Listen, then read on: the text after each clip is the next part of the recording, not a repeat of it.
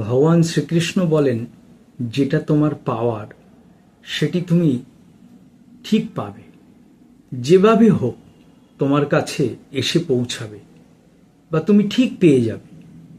আর যেটা তোমার পাওয়ার নয়, তার জন্য তুমি যতই চেষ্টা করো সেটা কিন্তু তুমি পাবে না।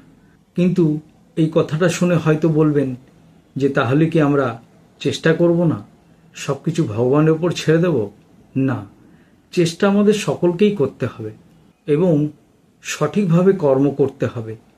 মানুষকে ঠকালে চলবে না, মানুষকে বিপদে ফেললে চলবে না, মানুষের পাশে দাঁড়াতে হবে। বিপদে আপদে মানুষের পাশে গিয়ে দাঁড়িয়ে তাকে সাহায্য করতে হবে এবং সৎভাবে জীবনযাপন করতে হবে।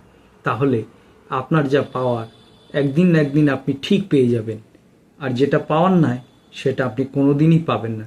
হয়তো কখনো কখনো অনেকে জোর করে সেটা হয়তো নিজের জীবনে গ্রহণ করে বা পেয়ে যায়, কিন্তু যেটা থাকার সেটাই থাকে, যেটা যাওয়ার সেটা চলে যায়।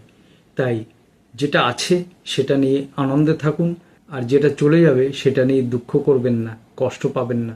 কারণ আপনার যেটা সেটা আপনারই থাকবে, যেটা যাওয়ার সেটা চলে যাবে।